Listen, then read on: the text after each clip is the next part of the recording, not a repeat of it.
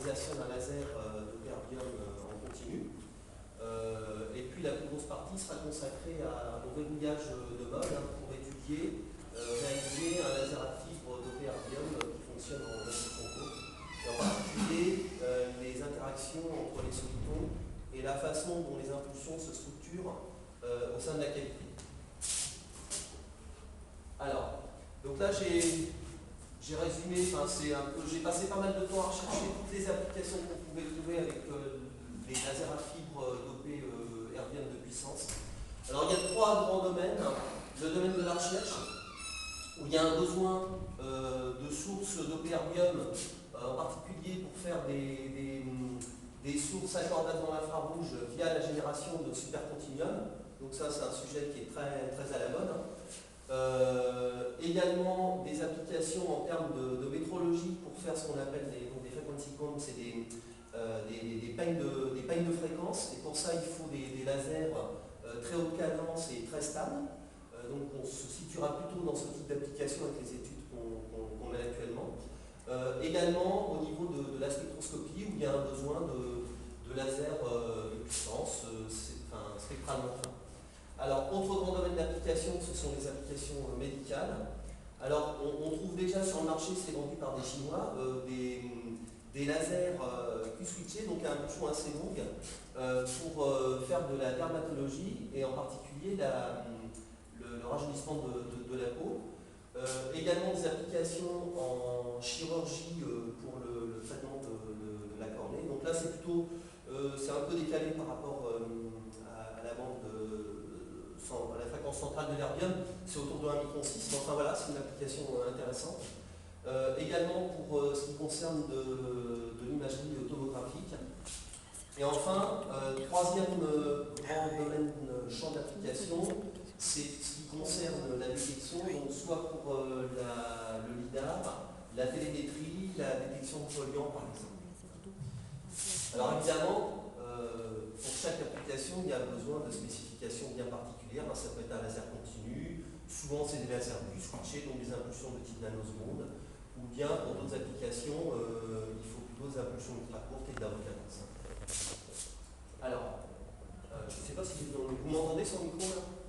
Oui, je vais les acheter. Facile.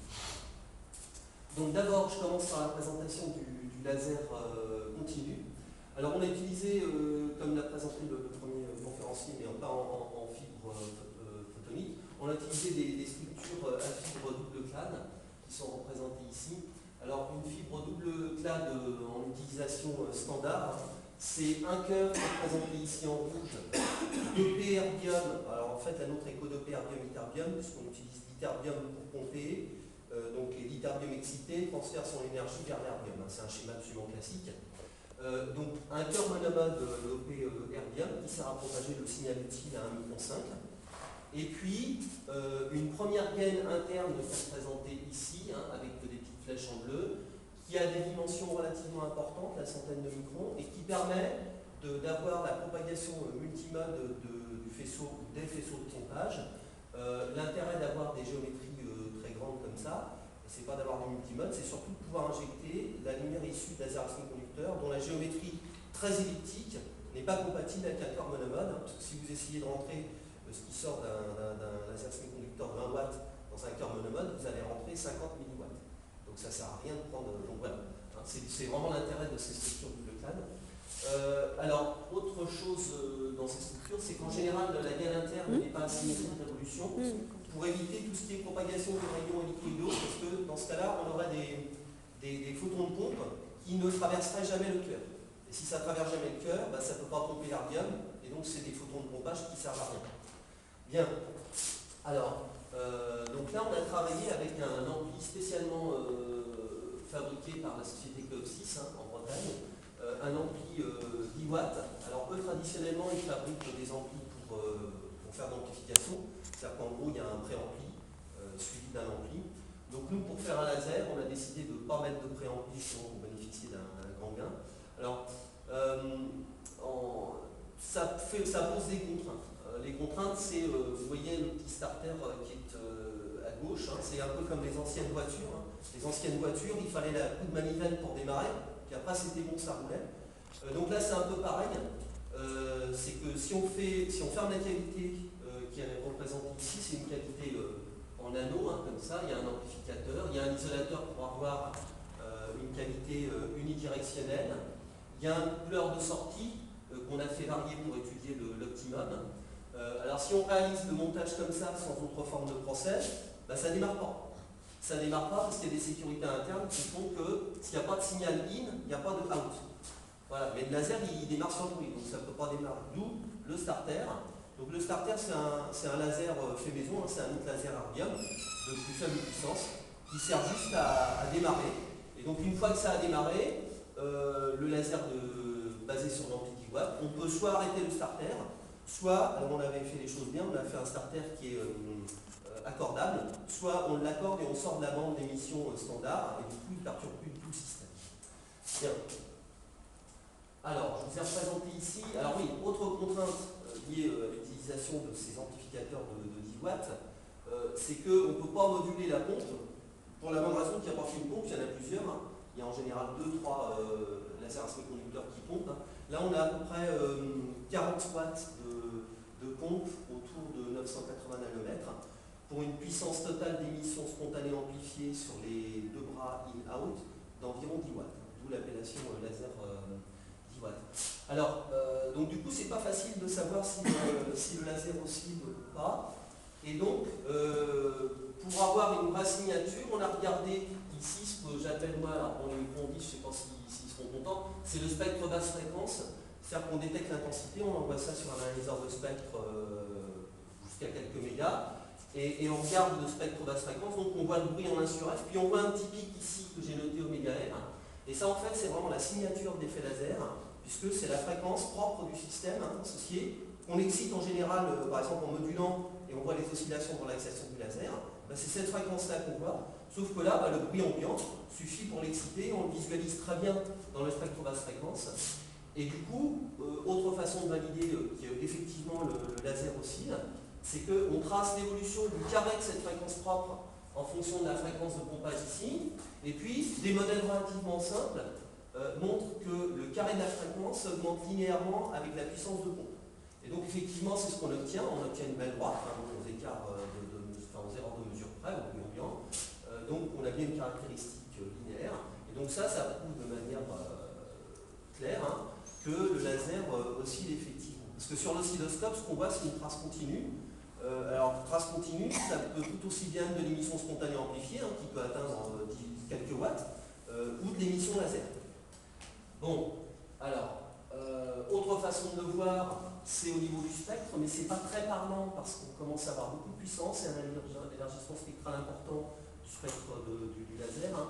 À gauche, je vous ai représenté le spectre laser, enfin le spectre d'émission spontanée amplifiée en bleu et le spectre laser. Donc il y a un décalage plutôt vers les grandes longueurs d'onde. Et enfin, la dernière chose qu'on a regardé, c'est qu'on a fait varier le couplage de sortie de manière à tirer le maximum de puissance. Donc en gros, on fait varier le coefficient de réflexion, le coefficient de transmission vers la sortie. Alors, ce qu'on a obtenu, c'est quelque chose de tout à fait standard dans les lasers à fibre, hein, pour des caractéristiques sortie-entrée, pompage linéaire, d'une part, et puis pour le couplage le plus grand, on obtient le rendement le plus grand. Par exemple, ici, pour un couplage vers l'extérieur de 70%, on a un rendement de 20%. Pour un couplage de 50%, on a un rendement de 14%. Alors, on peut se poser la question, mais d'autres se la sont posées bien avant nous, au début des années 60, hein, Rigrod par exemple. Quel est le couplage optimal? Autrement dit, quelle est la valeur du couplage de sortie qui permet, pour une puissance de pompe donnée, d'avoir un maximum de puissance laser en sortie? Ça, c'est le problème typique de Rigrod, en fait, hein, un article fameux de 63-64, je crois. Et donc, bon, il se trouve qu'on n'avait pas à notre disposition tout le jeu de coupleurs pour faire les mesures, mais de toute façon, dans les lasers à fibre, typiquement, comme c'est des milieux où le confinement permet d'avoir des gains extrêmement importants en simple passage, eh bien, le couplage optimal, il est obtenu en général bien au-delà de 90%. Hein, déjà, en faible puissance, le couplage optimal, il est obtenu pour au-delà de 95% de couplage de sortie. Donc, c'est des qualités à très forte perte, mais il y a énormément de gains. Si vous faites ça sur un cristal, enfin sur un laser solide, eh évidemment, ça ne lasera même pas parce que les pertes seront trop importantes. Ici, il y a beaucoup de donc ça marche. Bien. Alors, je vais passer à la seconde partie, donc, qui est consacrée au laser à fibre de PR bien verrouillé en phase. Alors, il y a plusieurs techniques de verrouillage en phase. Pour faire en sorte d'avoir un laser qui émette des impulsions courtes, typiquement avec quelques picosecondes ou sub-picosecondes, on peut descendre la médiane plus bas, en dessous de 100 femtosecondes, même avec les lasers à fibre. Alors, l'idée, c'est la suivante, c'est le faire de manière passive, ça ne coûte pas un rond, ça se débrouille tout seul, donc par opposition à la méthode active où on peut moduler, mais bon, ça coûte de l'énergie et ça consomme. Donc la méthode passive, il en existe plusieurs, mais enfin l'idée de base, c'est toujours la même, c'est de se débrouiller pour avoir l'équivalent d'un absorbant saturable ultra rapide, c'est-à-dire une espèce de porte optique, qui va couper les faibles puissances et laisser passer les fortes puissances. Voilà, donc une porte optique non linéaire. Donc, nous, ce qu'on a utilisé comme effet, et ce qu'on utilise depuis des années maintenant, c'est l'évolution non linéaire de la polarisation, qui consiste en la chose suivante. Donc là, j'ai en quelque sorte déroulé la cavité. Donc à gauche, on considère une impulsion incidente sur le dispositif qui suit à droite. Et donc j'ai représenté en bleu et en rouge, respectivement, les ailes de l'impulsion et le sommet de l'impulsion. Donc, on fait passer une impulsion à travers un polariseur et un contrôleur de polarisation, qui sont des éléments linéaires. Donc, en fait, après ces deux éléments, eh bien, l'état de polarisation du centre de l'impulsion en rouge est elliptique, mais il est le même que l'état de polarisation des ailes, puisque les éléments traversés sont linéaires. Alors ensuite, l'impulsion se propage dans une fibre, donc, qui est le lieu de non-linéarité d'ordre 3 de type Kerr. Donc il y a trois termes, automodulation de phase, modulation de phase croisée, et ce qu'on appelle soit les termes de mélange catron ou les termes cohérents, peu importe. Enfin, quoi qu'il arrive, à l'arrivée, à cause de la non-linéarité, eh bien, l'ellipse de polarisation en général, elle tourne d'un angle d'autant plus grand que l'intensité est grande. Donc du coup, ça génère une discrimination entre les fortes et les faibles puissances. Donc à la sortie, c'est dommage que je n'ai pas un pointeur, l'état de polarisation du centre de l'impulsion est en rouge, mais il ne coïncide plus avec l'état de polarisation associé aux ailes de l'impulsion qui est en bleu. Il y a un écart angulaire. Et donc du coup, si on oriente convenablement un second polariseur à la sortie du dispositif, eh bien on va privilégier les fortes intensités et couper les faibles. Donc résultat des courses, à la sortie du dispositif, l'impulsion est rétrécie. Et donc ça se comporte, donc ça crée des pertes dépendant de l'intensité, et donc ça se comporte comme un absorbant saturable ultra rapide. Alors ultra rapide parce qu'il est basé sur l'effet Kerr optique, et que là on est largement en dessous de la picoseconde, c'est autour de quelques femtosecondes. Bien, alors maintenant la réalisation pratique de la cavité, c'est la suivante. Alors on a fait le choix, je dirais que ce n'est pas un choix, il nous a été imposé parce qu'on n'a pas vraiment le choix, c'est des cavités totalement fibrées. Alors totalement fibrées parce que quand on commence à travailler avec des fibres qui propagent 10 watts en cœur monomode, on a beaucoup de problèmes aux interfaces vers R, enfin sortie de fibre R ou R entrée de fibre. Il y a des instabilités, y compris thermiques, de réinjection qui font que, finalement, on avait tenté au départ de réaliser une cavité avec cette partie ici, contrôle des pertes non linéaires en propagation libre, mais ça marchait 5 minutes et ça se déréglait parce qu'il y avait des effets thermiques aux extrémités des fibres. Donc on a une cavité toute fibrée. Alors il y a différents éléments, vous allez reconnaître ce que j'ai mis en déroulé tout à l'heure.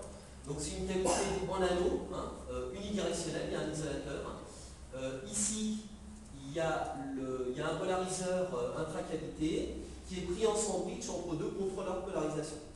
Donc là, en jouant sur les contrôleurs de polarisation, on modifie les pertes non linéaires du système, du laser, et donc on va soit privilégier un fonctionnement verrouillé en phase, soit un fonctionnement continu, soit d'autres types de fonctionnement, et ça va même plus loin, puisque dans le fonctionnement verrouillé en phase, en jouant légèrement sur les contrôleurs de polarisation, on peut obtenir des régimes multisolitoniques avec des distributions temporelles qui sont très différentes les unes des autres. Bien. Alors, ce qu'on a en plus dans la qualité là-haut, c'est un bout de fibre à dispersion décalée, un DSF, de telle sorte que, donc globalement, la dispersion, le β2 total de la qualité, donc la dispersion totale de la qualité, c'est moins 0,12, enfin le chiffre importe peu, mais la cavité opère dans le régime de dispersion anormal. Donc on est dans le régime soliton. Fibre anormale, régime soliton. Voilà. Le régime soliton qui a lieu dans le régime de dispersion anormale, eh bien, les solitons ont une énergie qui est bien définie aussi, il y a une quantification de l'énergie des solitons. Et de ce fait, plus on va pomper, au lieu d'avoir l'énergie de l'impulsion qui va augmenter, eh bien non, on va générer de plus en plus d'impulsions. Donc on est dans un régime solitonique, et avec les puissances de pompage disponibles dans notre laser, on génère dans la cavité un cercle. C'est pas un long fleuve tranquille, le laser ici, hein. C'est pas une simple impulsion qui tourne ici, hop, une impulsion, elle tourne, une partie sort, elle est réinjectée, c'est réamplifié. En réalité, il n'y a pas une seule impulsion qui tourne, il y a des centaines ou des milliers d'impulsions qui coexistent dans la cavité au même instant, hein, à cause de la quantification de l'énergie du soliton. Ceci dit, ça se produit aussi en régime de dispersion normale, puisque c'est l'un des gros problèmes des lasers à fibres, hein, c'est la montée en puissance, la montée en énergie des impulsions, sans avoir réjection d'impulsions supplémentaires. Quoi dire d'autre? Alors oui, donc en fonction de l'orientation des deux contrôleurs de polarisation ici, eh bien, les distributions de solitons, si on fait un instantané sur la longueur de la cavité, c'est-à-dire sur 150 nanosecondes, c'est le temps qu'il faut à la lumière pour faire un tour de la cavité, donc on regarde sur l'oscilloscope, eh bien, on voit plein de solitons, mais qui vont être distribués temporellement de manière différente selon l'orientation des contrôleurs de polarisation. Alors dans ce qui suit, je m'intéresse essentiellement à un seul type de distribution, c'est un régime multisolitonique où le laser émet une série d'impulsions absolument identiques qui sont équidistantes entre elles, avec un paquet qui est plus ou moins grand. Donc ça c'est la distribution de départ qui nous a intéressés, qu'on a appelé un cristal de soliton, parce que ça se comporte un peu comme l'état de la matière cristallin, où il y a une régularité, hein, les atomes sont disposés de manière périodique, et ils sont tous identiques, hein, dans l'image la plus simple. Donc là c'est pareil, on a des solitons qui sont équidistants, tous identiques, et d'ailleurs ils sont aussi verrouillés en phase entre eux, donc il y a des forces attractives extrêmement importantes. Alors, donc voilà ce qu'on observe pour un pompage de l'ordre de 10 watts, alors on peut aller jusqu'à 40 watts. Hein. Ce qu'on observe sur l'oscilloscope à la sortie, c'est un signal. Donc là, je vous ai représenté 150 nanosecondes, c'est la longueur de la cavité. Donc c'est comme si on faisait une photographie de la façon dont sont distribuées les impulsions, dont est distribuée la puissance électromagnétique le long de la cavité. Donc là, ce qu'on voit, c'est un signal en créneau. Bon, alors on fait un zoom, on a un créneau d'à peu près 9,3 nanosecondes. Alors est-ce que notre laser émet un signal carré comme ça? En fait non, on est limité par les moyens de détection, bien qu'on ait mis des moyens. Ils ne sont pas assez puissants, hein. Enfin, mais au niveau financier, il faut pouvoir suivre. Hein. Là, on utilise une photodiode, bon, c'est pas l'Equilimite, hein, c'est 40 Go, donc on n'a pas de souci, c'est pas très cher. Mais on a un oscilloscope monocoup de 13 GHz. Donc en gros, on résout 25 picots, donc en dessous de. Si deux impulsions sont plus proches que 75 picosecondes, on les voit pas. Donc en fait, là-dessous, il y a une vraie structure fine, mais qu'on n'arrive pas à voir avec l'oscilloscope parce que les impulsions sont trop proches les unes des autres. Alors, pour avoir plus d'informations, il faut d'autres outils de détection, alors qu'on a évidemment, parce qu'on est équipé pour faire la photonique. Donc les autres moyens de détection, c'est à gauche l'utilisation d'un autocorrélateur. Alors un autocorrélateur, c'est un dispositif qui utilise l'interférométrie combinée avec un effet non linéaire d'ordre 2. En gros, on fait le produit de convolution du signal avec lui-même. Et donc, ce qu'on voit au niveau de l'autocorrélateur, c'est, produit de convolution du signal de sortie avec lui-même, c'est qu'on obtient effectivement une suite périodique d'impulsions qui sont quasi identiques au niveau amplitude, hein, au bruit près de l'expérience. Donc là, ce qu'on peut déduire de l'image de gauche, c'est qu'à l'intérieur du créneau que je vous ai montré tout à l'heure, eh bien, il y a une série, de solitons qui sont a priori identiques et équidistants d'environ 10 picosecondes. Alors l'image de droite, c'est le spectre optique. Alors ce qu'on constate, c'est qu'il est extrêmement modulé. Donc là, c'est vraiment cette modulation, c'est un peu comme le Z de Zoro, c'est la signature, c'est vraiment la caractéristique de ce qu'on appelle dans le domaine des solitons, les étaliers, c'est-à-dire que les impulsions qui sont équidistantes et identiques ne sont pas incohérentes entre elles, elles sont cohérentes entre elles. C'est-à-dire qu'il existe une relation de phase qui reste constante au cours du temps. Et c'est cette relation de phase constante au cours du temps qui se traduit au niveau spectral par cette modulation. Donc ce qu'on peut déduire de toutes ces mesures-là, c'est que le signal en créneau que je vous ai montré dans le transparent précédent, il contient environ, je divise la durée du créneau par la distance entre deux impulsions, donc globalement on a environ 1000 solitons qui sont sous le créneau, identiques, équidistants et verrouillés en phase entre eux. Bien, alors, une idée séduisante, alors je ne sais pas si... Oui, une idée séduisante, c'est à ce moment-là qu'il faut que je dise. C'est de se dire, c'est sympa, là j'ai un créneau, j'ai une suite de solitons identiques, équidistants, cohérents en phase, qui remplit à peu près 7-8% de la cavité. Mais, si j'augmente la puissance de pompe, comme l'énergie du soliton est quantifiée, je vais générer de plus en plus de solitons. Alors à un moment, je vais peut-être remplir la cavité. Et si je remplis la cavité, c'est intéressant, parce que dans ce cas-là, on obtient un système, un laser pollué en phase, en régime hautement harmonique, mais aussi ultra stable. Parce que les étaliers ont une stabilité extrêmement importante par rapport au régime de verrouillage harmonique spontané, qui ne sont pas basés sur le même type d'interaction. On a une stabilité extrêmement importante. Alors, donc là, on a fait tourner quand même des programmes. C'est notre collaboration avec Andrei Komarov, un russe, qui a fait tous ces calculs-là. Il a modélisé la cavité qui est dessinée à gauche, qui reprend l'essentiel des ingrédients physiques. Une fibre dopée erbium qui possède la dispersion moyenne de notre cavité, plutôt que de prendre des fonctions différentes. Et puis un polariseur placé entre des lames de phase, ça revient à prendre un polariseur, placé entre deux contrôleurs de polarisation. Bien, et en fonction de l'orientation des lames de phase, il peut faire varier les pertes non linéaires de la cavité, de la même façon qu'on le fait dans l'expérience. Alors, le modèle en lui-même, bon, je vous ai mis les équations, je ne vais pas y passer trop de temps, par contre on peut regarder quand même l'aspect physique des termes. Alors qu'est-ce qu'on retrouve?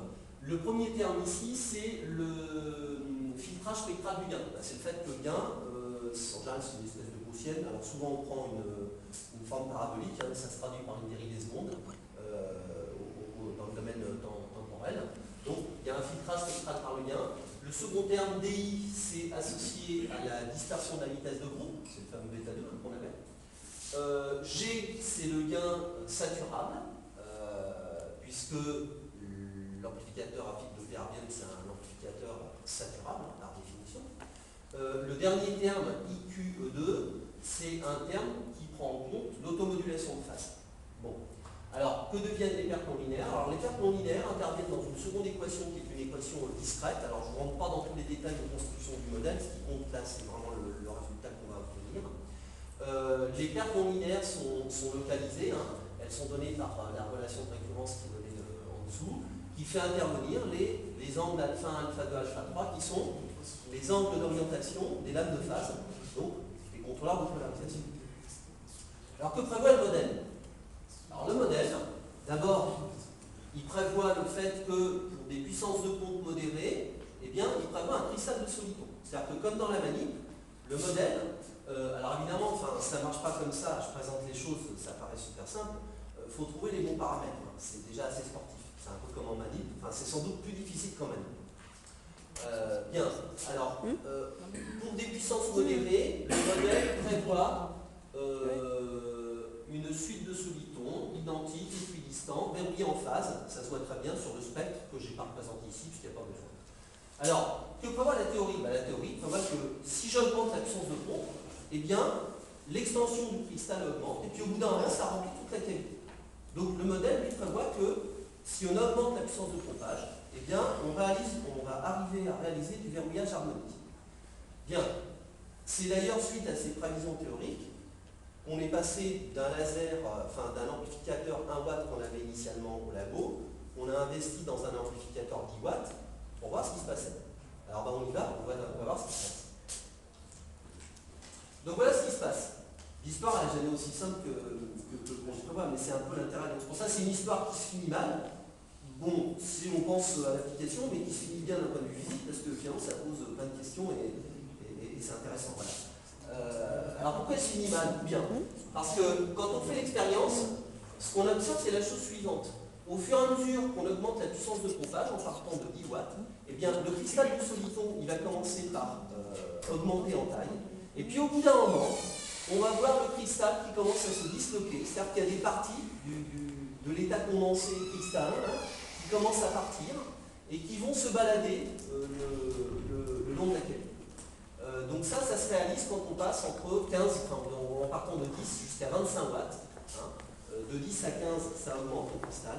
Et entre 15 et 25, eh bien, les solitons commencent à se détacher du paquet principal. Donc ça ne marche pas du tout comme on le fait. Donc ça démontre d'un point de vue fondamental que le cristal de soliton subit une instabilité intrinsèque dont on ne connaît pas l'origine. On n'a pas vraiment d'explication sur le pourquoi de cette instabilité. Alors, laissons le système évoluer tranquillement maintenant. On est à 25 watts et puis on le laisse se débrouiller tout seul. On pourrait se dire, bah, il va peut-être, j'espère qu'il y avoir des paquets qui vont se balader, se conditionner, etc. Mais pas du tout. L'état, la distribution finale des solitons, c'est la suivante. On observe, si on regarde le déroulé de la cavité, donc le signal en vert en bas ici, on observe des paquets équidistants. Donc il semblerait qu'on ait un verrouillage harmonique, et comme on a 50 paquets qui sont équidistants dans la cavité, c'est la 50e harmonique. Si on fait un zoom sur l'oscilloscope, alors on voit que les paquets, ce n'est pas des impulsions uniques. Enfin, chaque pic, ce n'est pas une impulsion unique. C'est un petit créneau encore. Donc on a un verrouillage harmonique, mais pas le verrouillage harmonique classique où c'est une impulsion unique qui se duplique dans la cavité pour la remplir de manière uniforme, mais ce sont des paquets. Alors qu'est-ce qui se cache sous ces paquets? Rebelote, on va voir le spectre d'autocorrélation à droite et on constate la chose suivante, c'est que, encore une fois, on observe des pics qui sont équidistants. Alors là, je vous ai tracé en pointillé rouge l'enveloppe qui est triangulaire. Alors en fait, si vous prenez un ensemble d'impulsions identiques et équidistantes et que vous faites le produit de convolution, vous obtenez sur le produit de convolution donc des pics équidistants, mais l'enveloppe est triangulaire. Donc le fait qu'on ait une enveloppe triangulaire avec des distances de 10 picosecondes, ça prouve que à l'intérieur de chaque petit paquet qu'on voit là-haut, eh bien, c'est un ensemble de solitons identiques et équidistants. Alors, si on extrapole l'enveloppe jusqu'à atteindre le zéro, on estime le nombre d'impulsions sous chaque petit signal carré à environ 50. Bien, donc au final, on a du verrouillage harmonique de paquets, donc la 50e harmonique. Chaque paquet contient 50 solitons à peu près. Donc, on a environ 2500 solitons ou impulsions qui coexistent dans la cavité en même temps. Alors, dernière chose, on peut aller voir et puis je vais finir là-dessus, enfin dans 2 minutes, voir le spectre optique. On constate encore une fois qu'il est modulé, et donc le fait que ce soit modulé, ça prouve que, encore une fois, chaque petit cristal de solitons, chaque petit paquet de 50 solitons identiques équidistants, eh bien, à l'intérieur de ce paquet, les solitons sont cohérents entre eux. Donc ce sont des petits cristaux de solitons. Donc finalement, ce qui s'est passé dans notre histoire, c'est que en augmentant l'absence de pont, le cristal a commencé à croître, il s'est disloqué. Et il s'est disloqué de telle sorte qu'à l'arrivée, il s'est disloqué en 50 parties égales de petits cristaux. Donc on a du verrouillage harmonique de cristaux de solitons. Bon, il n'y a aucun intérêt pratique, mais juste la beauté de la chose au niveau fondamental, c'est qu'on a des distributions de solitons qui sont vraiment absolument exotiques et qu'on ne peut pas voir autrement que dans ces dispositifs-là. Alors, bon, en conclusion, je vous laisse voir, enfin, on a caractérisé un laser continu, on a mis en évidence une instabilité intrinsèque d'un cristal de soliton, et également du verrouillage harmonique de cristaux de soliton. Alors bon, on va remercier, enfin, les travaux ont été soutenus en partie par une ANR et en partie par l'Europe via une bourse Marie Curie et des fonds fédérés. Alors, donc bon, ça, c'est du fondamental, ça donne lieu à pas mal de publications en général quand c'est nouveau, donc ça a été le cas, je vous en donne ici un certain nombre. Et donc, ben voilà, je vous remercie de votre attention.